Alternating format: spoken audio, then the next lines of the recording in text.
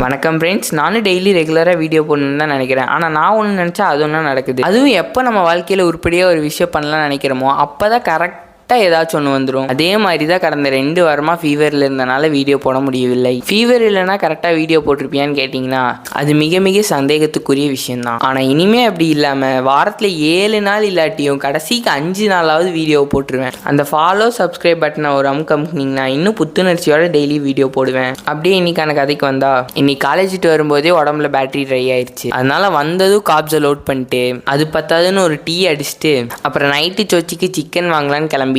சிக்கனை பக்காவாக வெட்ட சொல்லி பக்குவமாக வாங்கிட்டு கூடவே 2 பஜ்ஜியும் வாங்கிட்டு வீட்டுக்கு வந்துட்டேன். நீங்கள் நினைக்கிற மாதிரி பஜ்ஜி எனக்கு இல்லை. நான் வண்டியை தொடும்போதே எங்கள் அம்மா பஜ்ஜி வாங்கிட்டு வாப்பான்னு ஒரு ஆர்டர் போட்டாங்க. சரின்னு வாங்கிட்டு வந்து எல்லாத்தையும் சேர்த்துட்டு ஜிம்முக்கு சலோன்னு சொல்லி கிளம்பிட்டேன். ஜிம்முக்கு வந்தது ஒரு வெயிட் செக்கினை போட்டு சூடுமேல் பண்ண களத்தில் இறங்கிட்டேன். அதெல்லாம் ஒர்க் அவுட்க்கு அப்புறம் கண்டிப்பாக எப்படியாச்சும் கார்டியோ பண்ணிடுவேன். ஆனால் வர கார்டியோவே பண்ணாத காரணத்தால் இன்னைக்கு ஃபர்ஸ்ட் எடுத்தோன்னே கார்டியோவை முடிச்சுட்டு ஒரு 10 நிமிஷம் இடைவெளி விட்டுட்டு ப்ரீ ஒர்க் அவுட்க்கு ஒரு பனானாவை தட்டிட்டு இன்னைக்கு ஜிம்மில் தொடக்கறி நாள்.